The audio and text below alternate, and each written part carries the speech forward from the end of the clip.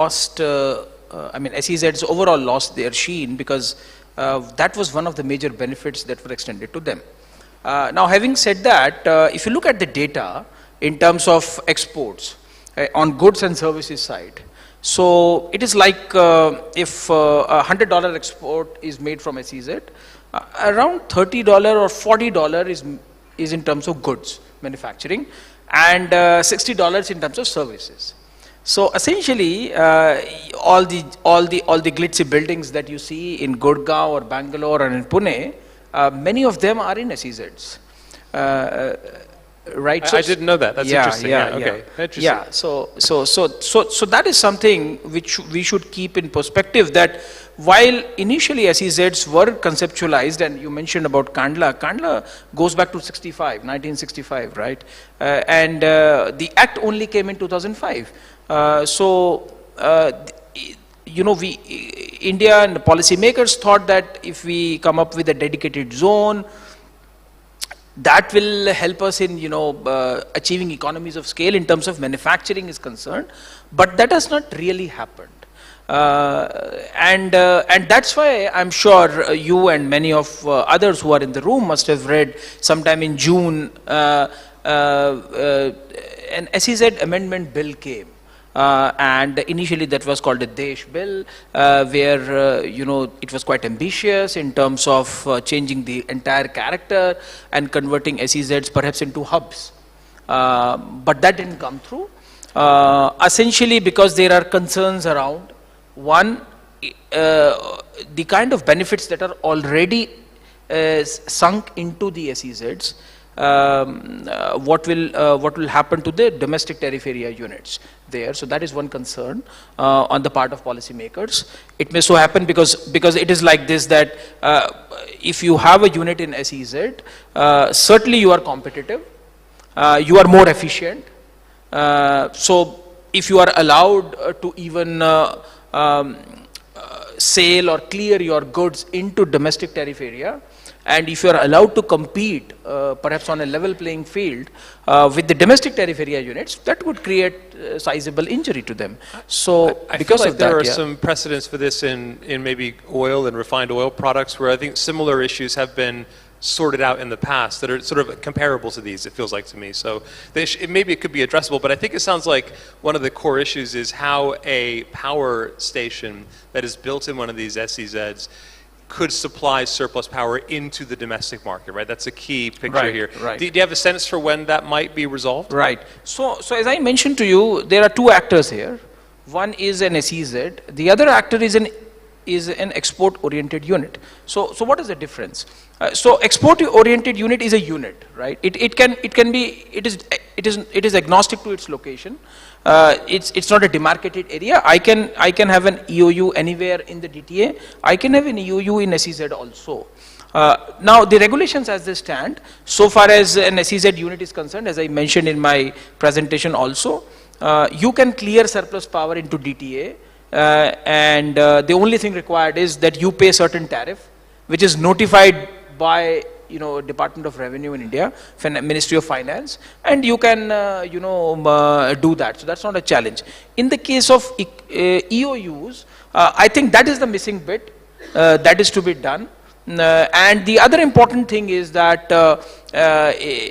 for this particular sector, surprisingly, if you look at the foreign trade policies, it's a thin document, and essentially it talks about what EOUs can do.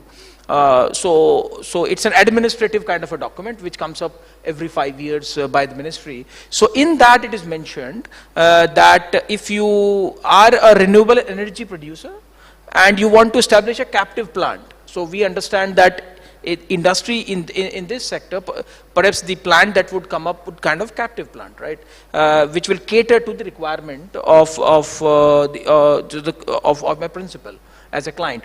So if you are establishing a power plant in that particular, in those two particular sectors, then duty benefits are not allowed to you.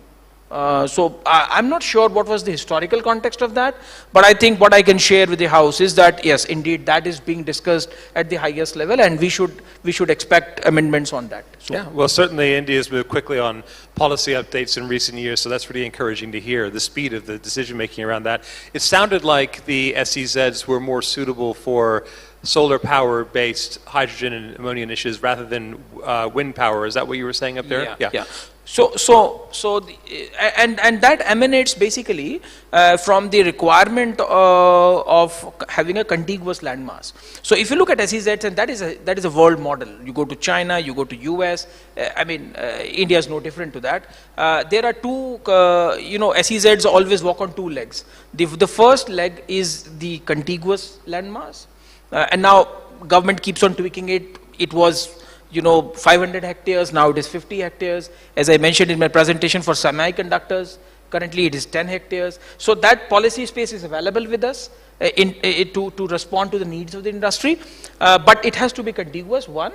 Two is the net foreign exchange earnings. So, you have to have positive net foreign exchange earnings, and not in a single year, but in a block of 5 years. Yeah. In a block of 5 well, years. that's fair enough. I want to turn just for a moment to export policy and the international marketplace. So, you're bringing together domestic policy for SEZs with making sure that Indian exports are fungible into the global destination markets. And you had a great list for us earlier of what those markets could be. There was the US, the EU, the UK, Japan.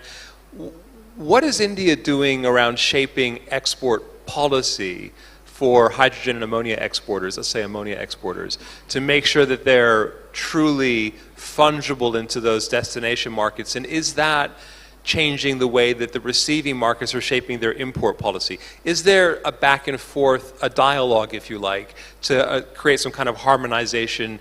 And what would the biggest sticking point be in harmonizing India export policy and, let's say, destination import policy?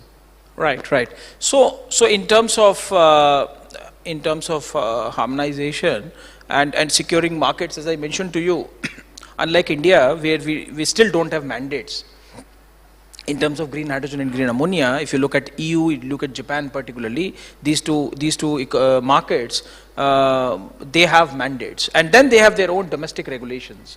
So unless your certification system is aligned to their system, what you certify as green perhaps may not be treated as so. So that is one challenge. The other challenge is predictability.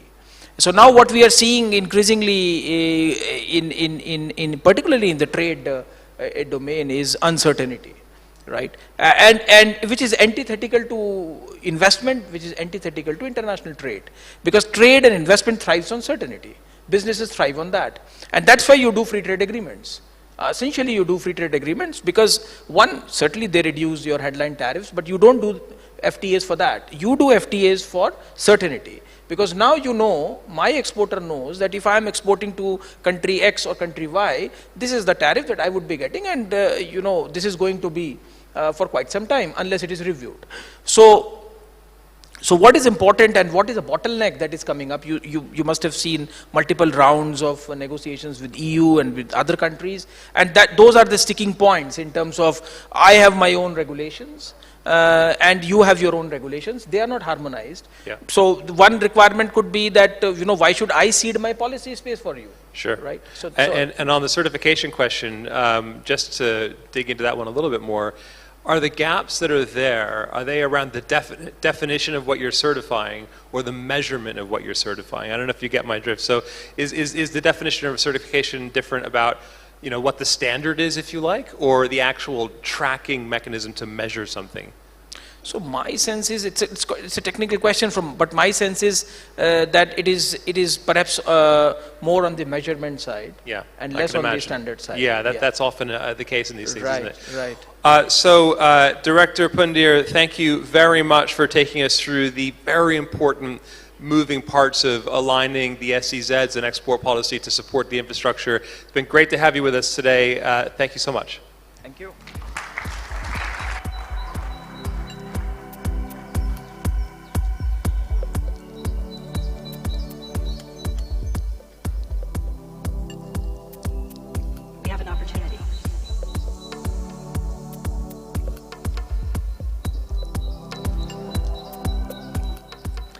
interesting session there, and Director Pundir mentioned that the challenges for global trade and global sales of hydrogen and ammonia are harmonizing the global rules and certainty, and that's why a lot of free trade agreements are being worked upon, and there have been multiple rounds of discussions, for example, with the EU. So now we move on to the next session, which is a fireside chat, and for this I'd like to invite Vipul Garg, Senior Pricing Reporter, Energy Transition at S&P Global Commodity Insights. And the topic of the fire chat is India's export ambitions. Who are the buyers? Which hydrogen products are they interested in what markets, and at what price? Vipul?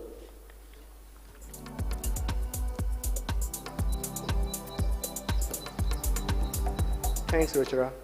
And now I'll call upon the panel members on the stage. So I'll start with Mr. Nikunj Nangalia. Thanks, Nikunj. So Nikunj has an experience of over 17 years in the energy sector, focusing on business development, corporate strategy, and project development in large-scale oil and gas and clean energy projects. Currently serving as the Chief Commercial Officer at SR Future Energy, Nikunj manages all the commercial aspects of the organization. His prior role at Renew saw him leading the international business development team for green hydrogen and its derivatives from Singapore, as well as overseeing the central strategy and project development teams in India. He has traveled across 25 plus countries in the last 3 years to promote green molecules. He currently divides his time between Europe and APAC region, collaborating with leading global companies. Thanks, Nikunj, for joining us on the stage. And our other panel member is Mr. Vivek Jaswal. We'd like to welcome you on the stage. Vivek has over 30 years of experience in the infrastructure and renewable energy sector. Vivek has held numerous leadership roles, including founder and CEO of Z2O Technologies and director of projects at GE. Currently the executive vice president at Renew, he leads the green hydrogen business, international projects, and PMO. He has a distinguished background in the Indian Army, serving as a colonel. A strong advocate for digitalization and Industry 4.0, Vivek was recognized as one of the top 10 chief project officers in 2021 by CEO Insights. Thanks both for joining us.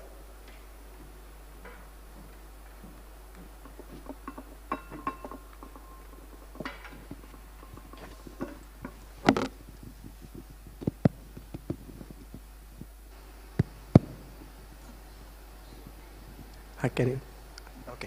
So let's start with the export potential of India. And when we are talking about exports, the first thing that comes to mind is, what are the key demand sectors? And this question is to both of you.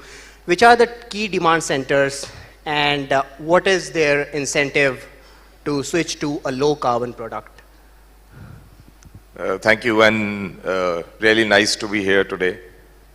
It's just called the graveyard session, I think, when you last panel of the day. So I hope we make it interesting enough. The demand centers have also been evolving, if you would like to look at it. Let me break it up into 3 parts, as it existed a while ago, and now it's almost reduced to 2 parts. So let's say it started with the US, supported by RA 1 prime. We had EU as a major demand center, still trying to find its route right now under a RED 3 arrangement. I would like to treat UK separate, and Nikunj would be a better person to answer that piece. And so this is one side of the story. And then you come down to the APAC region and you've got South Korea, Japan, and the bunkering hub of Singapore. That's typically how the demand centers, and the requirements also then vary a lot. Yeah, I think I absolutely agree to with what Vivek said. First of all, good afternoon to everyone. In fact, good evening now. And thanks to S&P for inviting at this inaugural session in India. Been speaker at various sessions in S&P outside India, but for the India, this is for the first time for me. So I completely agree, Vivek, that these are the key demand centers, but as you rightly said that it has evolved over a period of time. And what I would say is demand centers in Middle East, as well as demand centers in India, they are also now picking up. So not only in terms of production, we have seen a lot of voluntary demand coming in, wherein the hydrogen can be used, let's say, within manufacturing of green steel in Saudi Arabia. That kind of demand also we have seen. We have seen demand maybe coming in India through the tenders which we have seen locally. So the demand globally, yes, Western demand was there, but the demand in Middle East and India is also shaping up quite well. And when we talk about demand, we always like to talk about price, you know.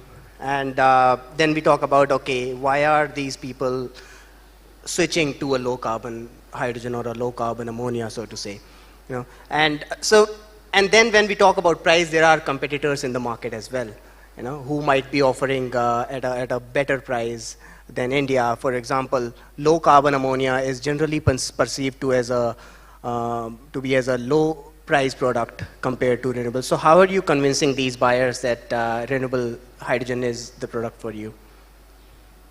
I think take a 2 steps back from before we really get down to the pricing bit is, it all started with NDCs. Nationally determined contributions that people signed up to.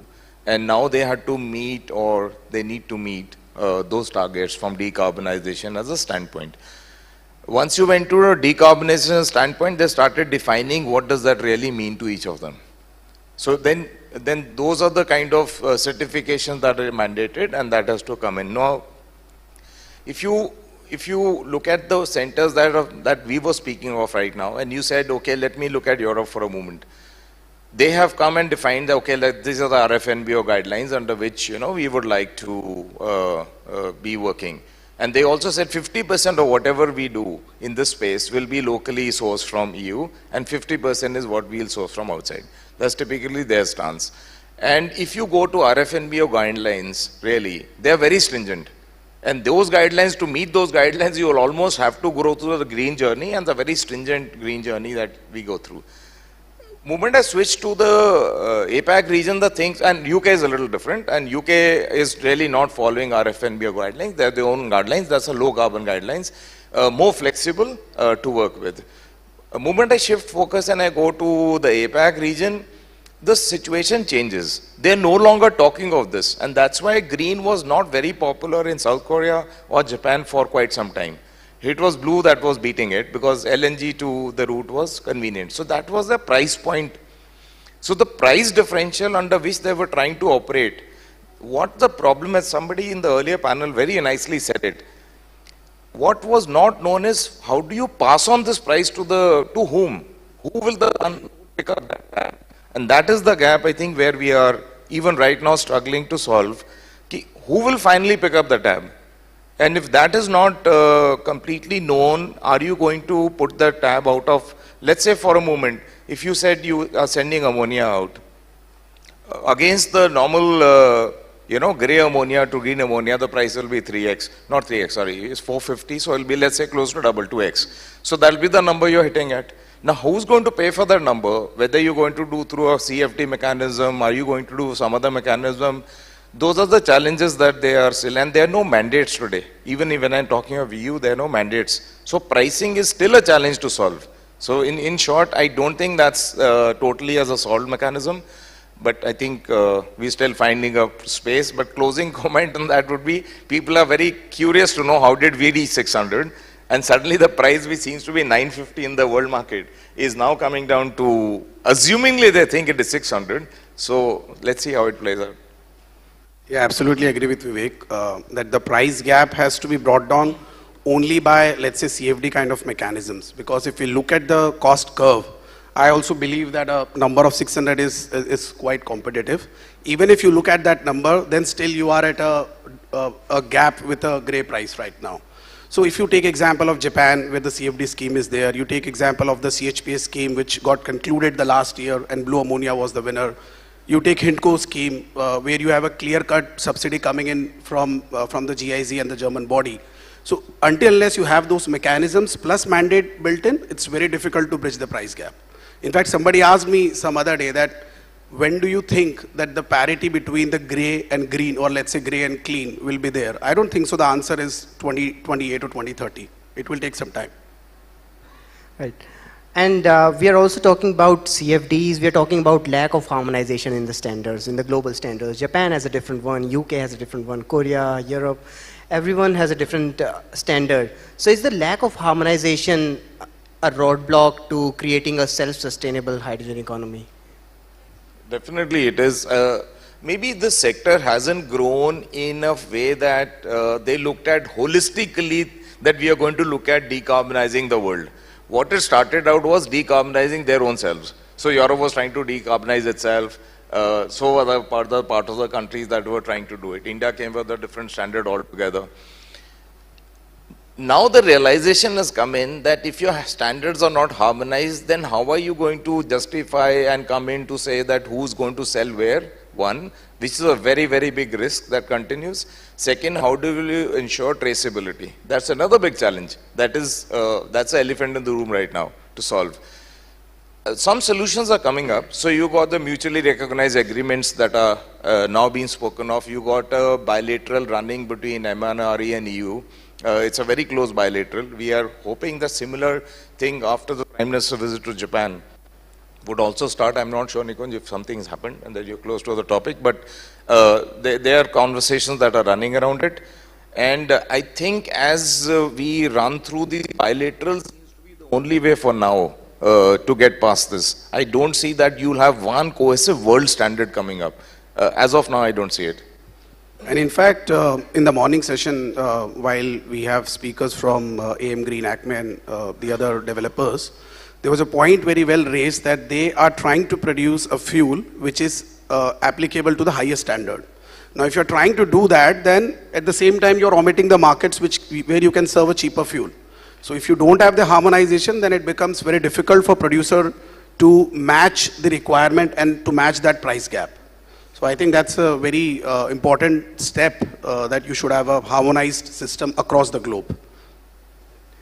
And since we are on the cost of hydrogen, the price of hydrogen, we're thinking that, in power generation sector in Japan and Korea, they're targeting ammonia demand rather than hydrogen, And Korea has started to look at hydrogen to co-fire with LNG, and Europe is a different scenario altogether.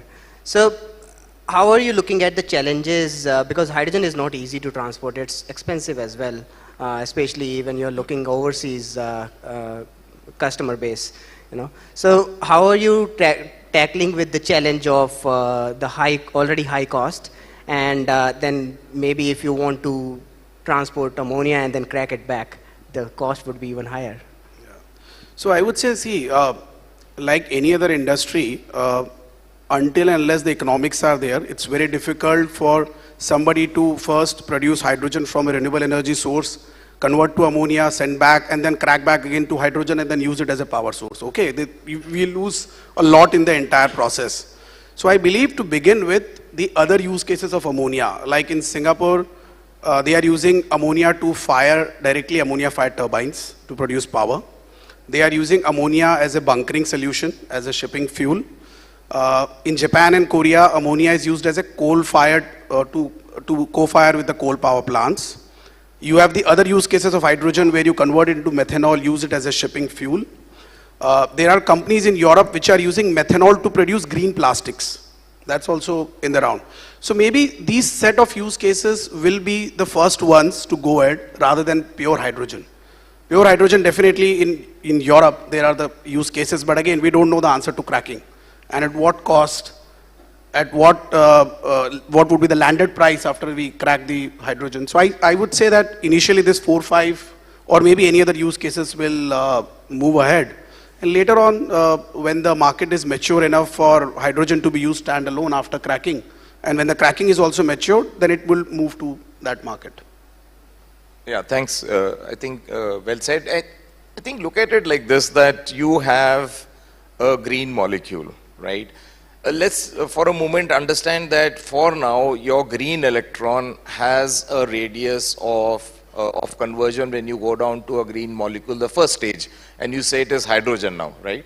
Hydrogen has a radius of delivery, to my mind, not more than about 100 kilometers. That's your delivery range. If you go any further than your out of pipeline range, and then you're going to mess up all your own selves. Not that it can't be done, but it's not worth doing it. So that's the first piece. Now, if you needed to go beyond it, and if India is looking at, because it is a strategic asset to us, and we want to send it outwards, it will have, what are the derivatives that are available that will go in? And like he rightly said, how many of these derivatives will start making sense, where end use is going to be ammonia. Let's take that as a first case. Then your only conversion efficiency is 60% when you're converting in the first step. If I were to go back and convert the hydrogen again, I lose 20 more percent.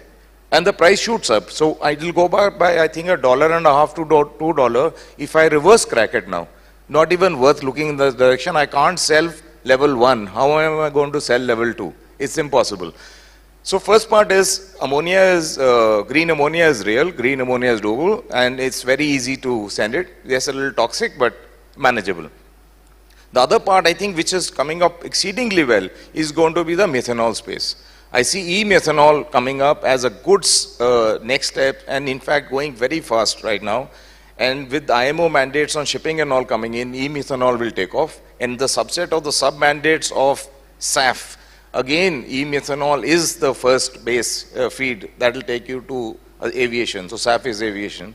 So this is the route it will take. I don't see a case where hydrogen as a molecule will go beyond a 100-kilometer radius. That's my take. So absolutely, I forgot to mention that point that while at SR we are right now working on a 1 million ton HEFA-based SAF project, but we have a clear mandate in UK to produce eSAF as well.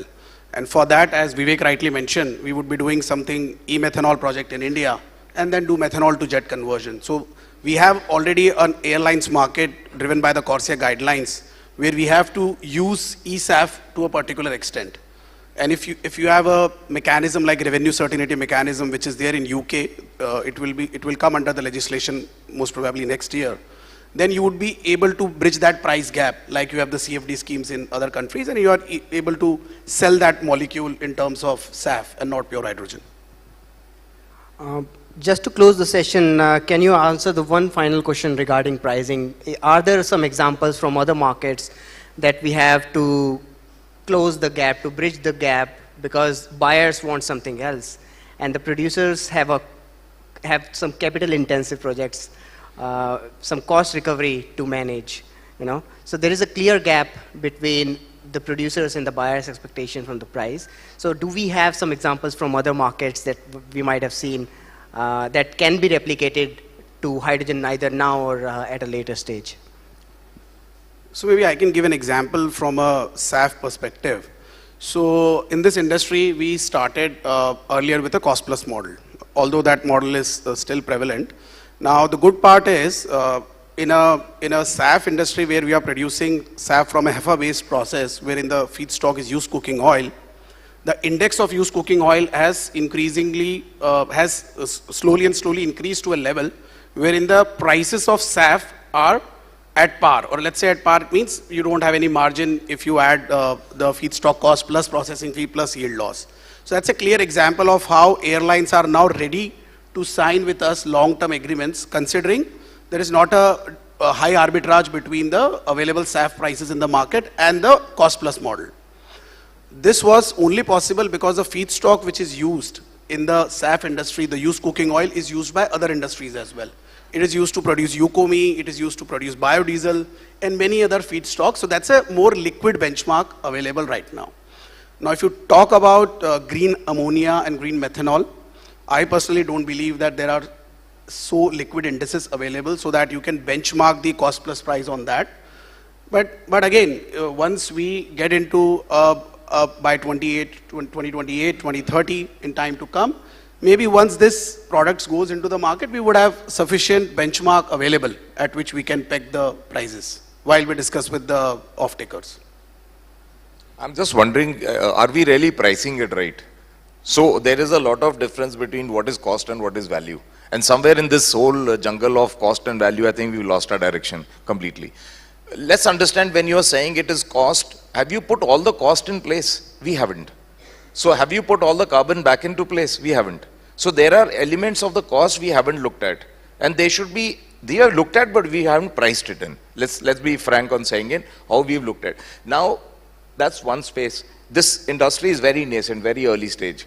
There are elements which will bring down the cost. 110% it is going to happen. The middle piece of the electrolyzer efficiency space, you will find the maximum crash out taking place. If you add both of these, you're almost going to be closer to the factor of gray. Why am I trying to say this? A little different view. While the index may not exist today, but you can create an index right now. Why don't you price in the carbon even if it is not actually there? But you can create a virtual index. Who's stopping us from creating that virtual index? Which says this is all priced in. Guys, actually it looks like this. I think we are out of time now, and thank you both for answering the pressing questions. Thank you for your time. Thank you, Vipul. Thank you, everyone.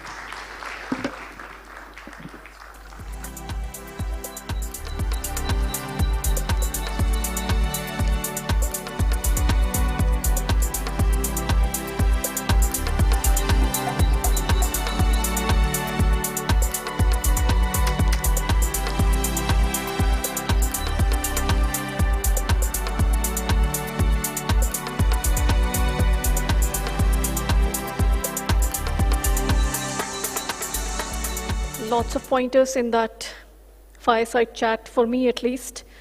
The views such as the gap between blue and green to be bridged not before 2030, and the MNRE and EU bilateral coming up, which everybody's watching, and the other new thing coming up is e-methanol. It is likely to take off on the back of sustainable aviation fuel, because that will see some mandates and so much more. Now we move on to the presentation we were supposed to have a bit earlier. So if you're neck deep into hydrogen, you would definitely be looking out for these numbers that are going to be presented soon. So this is a presentation on hydrogen demand outlook through 2060. And the presenter is Abhay Singh, Principal Analyst Scenarios, S&P Global Commodity Insights. Abhay.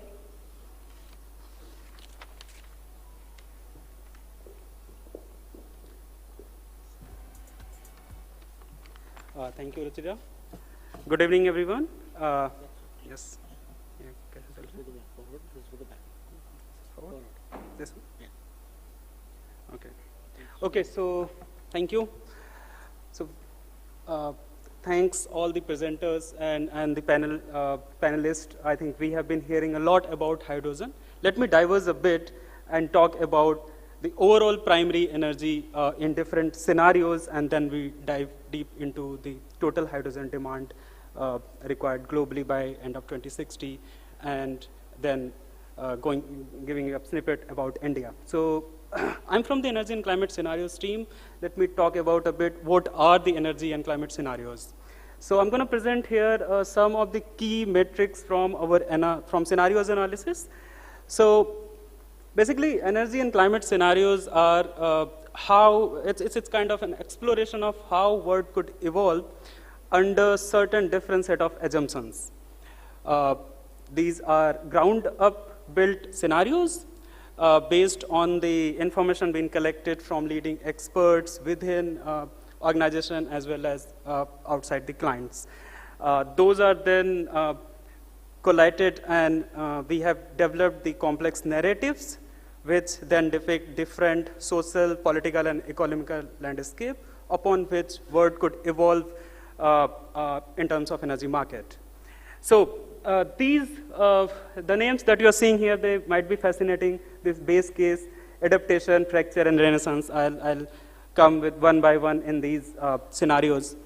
So the base case is Commodity Insights base case view, where we assume that given the current situation that we are in terms of global energy industry and the geopolitics, world will slightly evolve and try to manage the instability and uncertainty that we currently live in and go towards the more kind of energy transitional phase.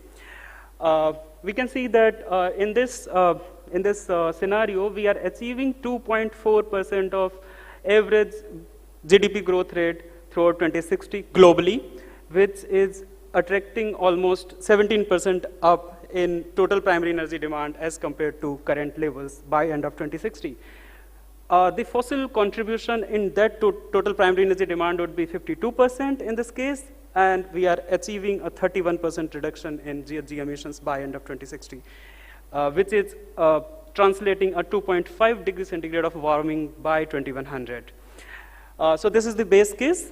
Then we explored alternative pathways based on all these information that we collected.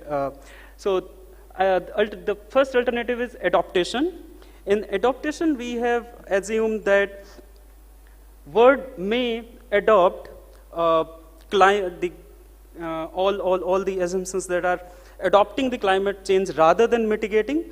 The countries will focus on economic growth instead of focusing on climate policies pushing to the greener future. Their national interest will play a key role. But the global trade and cooperation will ease. All the countries will grow based on their own fossil fuels, and trade will also take place. So we are seeing the almost one of the highest percentage of global GDP growth in adaptation is 2.8%, which is attracting more primary energy by end of 2060, 32% up compared to current levels. The fossil contribution is the highest among, at 64% by end of 2060 compared to current levels, have even 1% increment in GHG emission rather than decreasing as in other cases, will translate to 3.2 degrees centigrade of warming. And then there is this another scenario, fracture one. So under this scenario, the narrative is weak policy governance, but there will be rapid technological advancement. For example, we can see currently that some emerging market and developing economies are adopting solar-based renewable technology more rapidly, even though in haphazard manner. So this scenario depicts that there will be higher and accelerated adoption of clean energy technologies, plus the reliance on their own domestic sources that might be that essentially the fossil fuel will keep there to support their base growth. We are still achieving 29% of GHG emission reduction in this case, just because we are adopting these CET, clean energy technologies. China will emerge as a leading powerhouse of these CET manufacturer in this case, which will then export these cheap renewables to emerging market and developing economies. This scenario also tells us that there will be the multipolar world. There will not be global cooperation. US and American economies might be following a different path. They might not be adopting that much of clean tech as the Southeast Asia, South Asia, Latin, and other emerging market developing economies may be following. So the translation of global warming, it's 2.5 degree, it's almost similar that we have in base case by end of century. Then comes this Renaissance scenario. In this scenario, the major assumption is there will be global ease in trade, global cooperation will be at most. There will be multipolar world, but those economies will work together to grow together to work towards a cleaner future. A cleaner policy push will be there. Accelerated energy transition will take place in this case. Higher level of energy efficiency will be one of the key assumptions in this. So we are achieving a higher level of global GDP growth rate. It's a bit delayed, but in the later years, it's accelerated transition happening in this case. Whereas in base case, we saw that there is energy transition, but not the complete energy transition. But in Renaissance, we are achieving even higher levels, almost a full energy transition. So we have 2.8% of global GDP growth rate through 2060 in Renaissance. Using these structural shift in economies, especially in emerging market and developing economies, plus higher penetration of energy efficient technologies, we could achieve at least 3% reduction in total primary energy demand as compared to current levels. 32% of that primary energy demand will be met by the fossil fuel, which is significantly lower compared to other cases, will ultimately drive a 71% reduction in greenhouse gas emission by end of 2060, will translate to 1.9 degrees centigrade of global warming. This is the best case among all these. Now, the other one, the net zero case, this is not a bottom-up scenario. This is just a back-cost case. We have fixed the outcome. We tried to, if we have to achieve, if world has to achieve global net zero by 2050, what should be the pathway? That was the idea behind this case. But after the results and looking at the current GHG concentrations, we are now portraying that it is least likely that we are going to achieve global net zero by 2050. So it's unlikely that we are going to achieve the global net zero by 2050 in these scenarios. Now I'm going to deep dive a bit into how hydrogen demand is looking into these different scenarios. So we can see that in Renaissance, we are achieving higher penetration of hydrogen as compared to the other one, Renaissance, followed by the base case, and then these two cases, fracture and adaptation. As I explained earlier, fracture is, again, it's not the case where the trade easing is there. There will be geopolitical issues, so there's not going to be much of advancement in hydrogen technologies. Whereas in Renaissance, it's the best case. So we are achieving almost 3.5 times hydrogen demand as compared to current levels, followed by the base case where we are achieving almost 3 times hydrogen demand by 2060 as compared to current levels.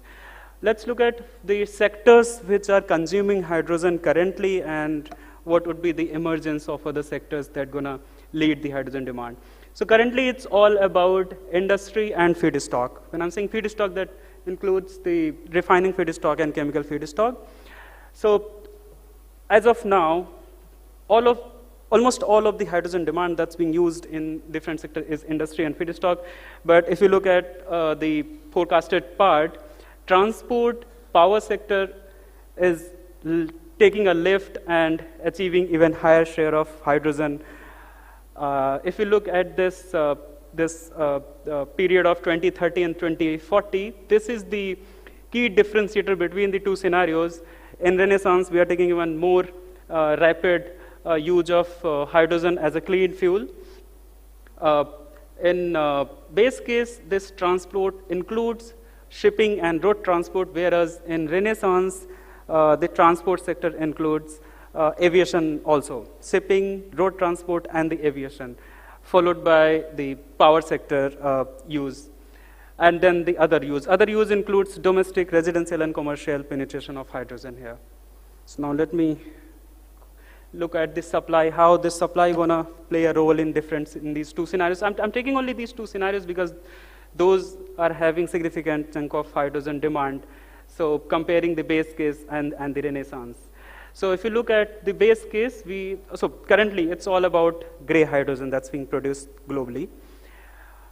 By end of 2060, we expect that the green hydrogen share will be almost 55%, whereas in Renaissance, it can achieve even more than 75% of total hydrogen that's being produced globally.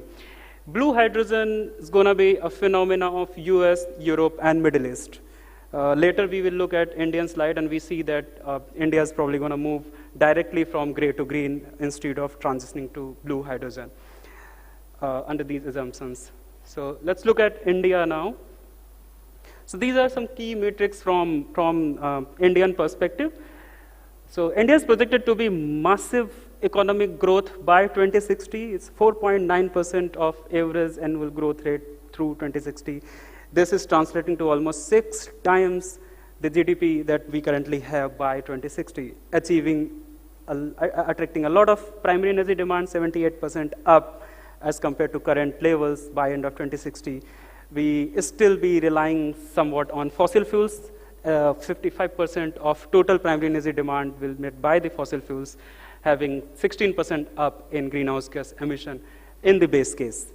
Whereas in adaptation, this is again more national interest scenario. So country will try to try their economic growth based on domestic sources. So coal is playing a key role here. Total primary energy demand going to be 110% up as compared to today by end of 2060. The total fossil fuel share in the primary energy demand going to be 70% by end of 2060 compared to current levels, and 70% upward revision in the GHG emission in this case. Then fracture, comparatively slower growth, but higher penetration of clean tech can achieve 11% decline in the GHG emission by 2060 as compared to current levels. 50% of the total primary energy demand going to be met by the fossil fuels, mainly coal in this scenario for India. Whereas in Renaissance, we are doing good progress, slightly delayed, but rapid transition to cleaner fuel, cleaner technologies. 5.6% of India's GDP growth rate through 2060, 49% up in total primary energy demand compared to current levels, and 22% of total primary energy demand will be fossil fuel driven. Whereas we could achieve 61% reduction in GHG emissions by 2060 as compared to current levels in Renaissance. And we can ignore the net zero because this is the global net zero, so it's not relevant for India. Now let's see how hydrogen demand is projected in these scenarios. So we can see that in Renaissance, we are achieving 4 times more hydrogen demand as compared to current levels, whereas in base case, it's three times. So here are the sectoral bifurcation of India's hydrogen consumption. Currently, it's all about, again, it's a global phenomenon. It's all about hydrogen industry and feedstock. But we are increasing this hydrogen penetration in base case in industry, primarily in the hard-to-abate sector, the heavy industry, and then transport is also taking slight lift, followed and power sector is taking even more lift. And if you look at the Renaissance, the share is even more in all these sectors, industry, transport, and the power sector. So if you look at the power sector, there might be a question why we have this rapid transition in power sector. So in the Renaissance, we assume that the prices, the electricity prices in the renewable, they might come significantly down, and we can probably utilize the solar peak hours generation where prices are low to generate the green hydrogen and then feed back in the power sector again. And that way we can have this much of hydrogen consumption in the power sector. But if you look at from the power sector perspective, so the total power that's been generated by 2060 in India, this percentage is only 1.7%. So this might be we might be seeing that this is very significant, but it's not that much significant if you look at the power sector. Let's look at the India's production, hydrogen production. So it's all gray currently, and we are slightly different than what global phenomena is. We are, rather than investing and generating the blue hydrogen under these two assumptions, we are directly investing into the green hydrogen. And we could achieve almost 46% of total hydrogen that been produced by 2016 base case could be green, whereas this share may increase more than 80% in Renaissance scenario. So that's a bit. Let's look at the hydrogen penetration in the final energy sector. So this slide, so I've basically compared some key Asian markets, the current hydrogen penetration in 2024 and the forecasted by 2060 in these two cases. So we can clearly see that we have this significant potential to increase this penetration even in both the cases. Australia is achieving almost 12% of hydrogen penetration in end-use sector, whereas the other economies are slightly lower, and we have long way to go. The point that I'm presenting this slide is that we have this significant potential. So I've heard many speakers that we are also focusing this green hydrogen export. So Along with that export, we can also build the consumption-based economy. We have that potential, so we can increase the hydrogen penetration into end-use sectors, be it power, be it transport, be it domestic, and we can increase this penetration. Now I'm going to show a quick chart that shows how to go back. So yeah, this is a quick analysis that shows how hydrogen is playing a role to decarbonize the energy industry. This orange dot is from the base case, and greener dot are from the Renaissance case. So this, in the very brief, this chart is currently showing the trend. If we have to achieve higher level of emission reduction, we need higher penetration of hydrogen in the end-use sector. So that's very evident here. I'm now going to show you a quick analysis from the tool that we have recently launched this year, where one can build their own scenario from our modeling team. So we have seen that we have these 4 scenarios: CI base case, fracture, adaptation, and Renaissance. Those 4, let's say, if you're not agreeing with what we are projecting in the Renaissance in terms of GDP or the final sector intensity or EV penetration or the electrification rate or the nuclear penetration, you can change these parameters, these key parameters, and run the bespoke scenario and look at the key energy metric, look at the GHG emissions, look at the end-use sector fuel consumption in those. So I have did a quick run of increasing the hydrogen penetration here just to showcase here.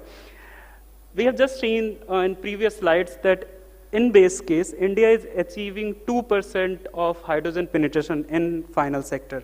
What happens if we accelerate this penetration to 10% instead of 2%? So I've just used this previous, so this is a sniff from the tool that we have developed. And on the lower side, you see these variables. These are the key indicators where one can play and run the bespoke scenario. So what I've done is I've just increased the hydrogen penetration, that's the last one. Using this variable, I've increased it from 2030 to 2060 and achieved 10% of hydrogen penetration in the base case, and then run the bespoke scenario. And I wanted to look at the GHG emission, how is this impacting the greenhouse gas emission by 2060. So we are achieving almost 33% of reduction in GHG emission just by increasing the penetration of hydrogen in end-use sector. So the message is hydrogen is not only, so for India, it's huge potential. It's not only that impacting our get rid of the import dependency, but also decarbonize hard to abate sectors. So that's the message I'm trying to play here. And yes, so I'm coming to the end of the presentation. Thank you.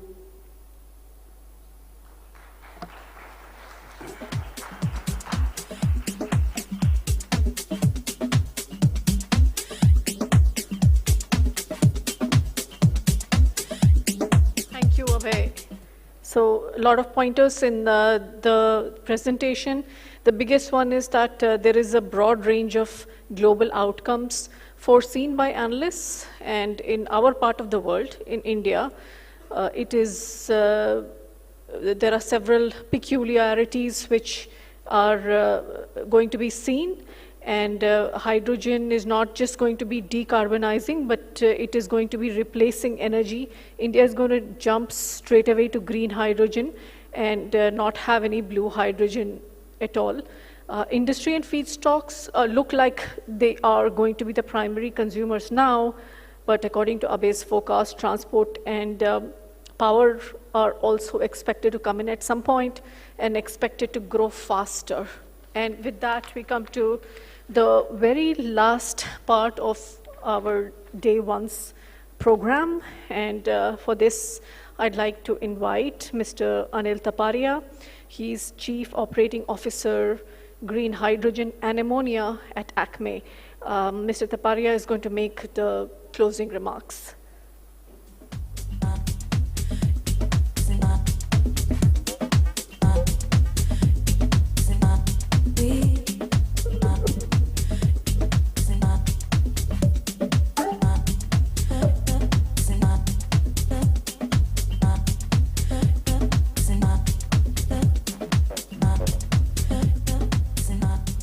Good evening, ladies and gentlemen. It is my pleasure to present the closing remark note. We have seen the journey of green hydrogen and green ammonia in last 2.5 years or 3 years is becoming very challenging and very aspiring to see that the demand is getting larger and larger. There are a lot of hope. There are a lot of perception which is being created in last 3-4 years, what India can give to the global market on the emerging demand of green hydrogen and ammonia. Today's session started with the note by the ministries, and in the ministry's note you have seen that the demand of green hydrogen and ammonia, especially in India, is going to be multifold. Whatever the target our government under the leadership of Prime Minister has set for the country, we are surpassing that target in last 5 years. It is a very good news for the industry that we are not only depending on the export market. There are a lot of values and avenues created by Government of India to supply green hydrogen and ammonia in various hard-to-abate sectors. The policies are supporting us, the initiatives, the government support, the central government, state governments, and the industry is also coming up in a big way to support that initiative. We have seen a lot of panel discussions on various aspects of green hydrogen and ammonia. How are the cost structure? What are the futures? What are the challenges? What are the challenges for the financing of in this sector? We have also seen a lot of presentations by the eminent speakers on the new technologies which are coming up for green hydrogen and ammonia, and what are the projections by the S&P global team for green hydrogen and ammonia. We are very thankful to all the speakers and all the panelists and our attendees, our industry leaders and our colleagues for making this event a very wonderful event.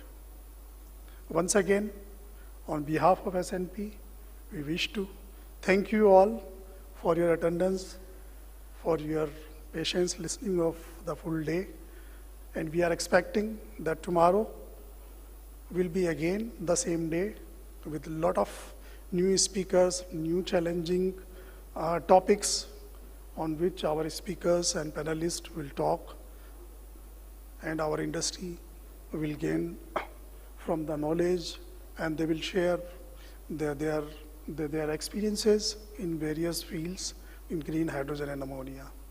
Once again, thanks a lot for attending. Thank you.